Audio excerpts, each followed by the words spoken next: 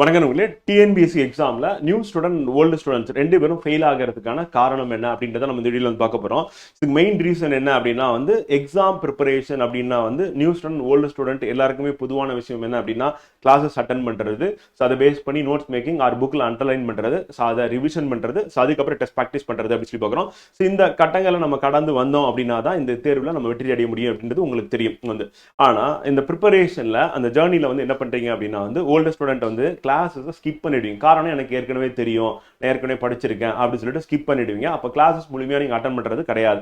ஆனால் ஒவ்வொரு கிளாஸ்லையுமே 150 to 200 points கொடுக்குறாங்க அப்படின்னா ஸோ அதில் உங்களுக்கு தெரியாது டெஃபினட்டாக ஒரு 50 பாயிண்ட்ஸாவது இருக்கும். ஸோ அதை அந்த கிளாஸில் தெரிஞ்சுக்கிறீங்க, மற்ற பாயிண்ட்ஸை நீங்கள் ரிவிஷன் பண்ணுறீங்க அப்படி பார்க்குறோம். இந்த மெத்தடை நீங்கள் அப்ரோச் பண்ணி பாருங்கள், டெஃபினட்டாக அப்கமிங் எக்ஸாமில் நீங்கள் பாஸ் பண்ணிடலாம்.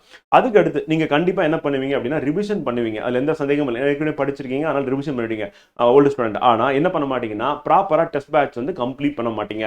ஸோ அப்போ டெஸ்ட் பேட்ச் டெஸ்ட் 1ல இருந்து ஆரம்பிச்சு அந்த ஃபுல் மார்க் டெஸ்ட் வரையும் நீங்க ப்ராப்பரா கம்ப்ளீட் பண்ணீங்க அப்படின்னா டெஃபினட்டா நீங்க அப்கமிங் எக்ஸாம் பாஸ் பண்ணிடலாம் ஃப்ரெண்ட். ஸோ அப்போ இந்த டெஸ்ட் எழுதாம இருக்கிறது, இன்கம்ப்ளீட்டா விடுறது, அந்த எக்ஸ்பிளனேஷன் பார்க்காம இருக்கிறது, எக்ஸ்பிளனேஷன் பிடிஎஃப் பார்க்காம இருக்கிறது, இந்த மாதிரி பண்றதுனாலையும் அந்த கிளாஸஸும் முழுமையா நீங்க அட்டன் பண்ணாதனால தான் நீங்க தொடர்ந்து எக்ஸாம்ல ஃபெயில் ஆயிட்டு இருக்கீங்கன்னு பார்க்குறோம். ஸோ இந்த தடவை நீங்க அப்கமிங் எக்ஸாமுக்கு குரூப் 2A நீங்க ப்ரிப்பேர் பண்றீங்க அப்படின்னா கண்டிப்பா நீங்க கிளாஸ் அட்டன் பண்ணுங்க, புக்ல அண்டர்லைன் பண்ணி நோட்ஸ் அண்டர்லைன் பண்ணுங்க, அதை நல்லா ரிவைஸ் பண்ணுங்க, அந்த டெஸ்ட் ப்ராக்டிஸ் பண்ணுங்க. டெஃபினட்டா பார்த்தீங்கன்னா நீங்க அப்கமிங் எக்ஸாம்ல கிளியர் பண்ணிடலாம்.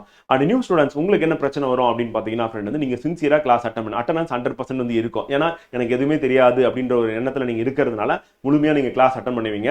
அண்ட் அண்டர்லைன் பண்றது அண்ட் ரிவிஷன் பண்றது அப்படின்றதையும் நீங்க பண்ணிடுவீங்க. ஆனா அந்த வாரம் என்ன நடத்தினாலும் அதை மட்டும் படிக்கிறது, அதை அப்படியே போய் டெஸ்ட் எழுதி என்ன மார்க் வருது பாக்குறேன்.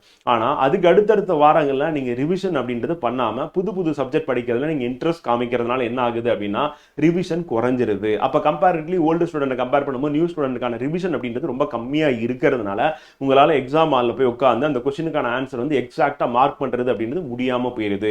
சோ அதனால ஃபெயில் ஆகிறீங்க. அப்ப நியூ ஸ்டூடெண்ட பொறுத்தவரையும் நீங்க என்ன பண்ணணும் அப்படின்னா ஃப்ரெண்ட் ரிவிஷன்ல நீங்க கான்சென்ட்ரேட் பண்ணணும். அப்ப மோர் அண்ட் மோர் ரிவிஷன் தான் என்ன பண்ண முடியும் அப்படின்னா நீங்க எக்ஸாம் பாஸ் பண்றதுக்கு ஹெல்ப்ஃபுல்லா இருக்கும் அப்படின்னு பார்க்கறோம். சோ கண்டிப்பா ஓல்டு ஸ்டூடெண்ட் நியூ ஸ்டூடெண்ட் நீங்க ரெண்டு பேருமே அப்கமிங் எக்ஸாம்ல பாஸ் பண்ணணும் அப்படின்னா இந்த மெத்தட ஃபாலோ பண்ணுங்க. டெஃபினட்டா நீங்க எக்ஸாம் கிராக் பண்ணலாம் ஃப்ரெண்ட். All the best.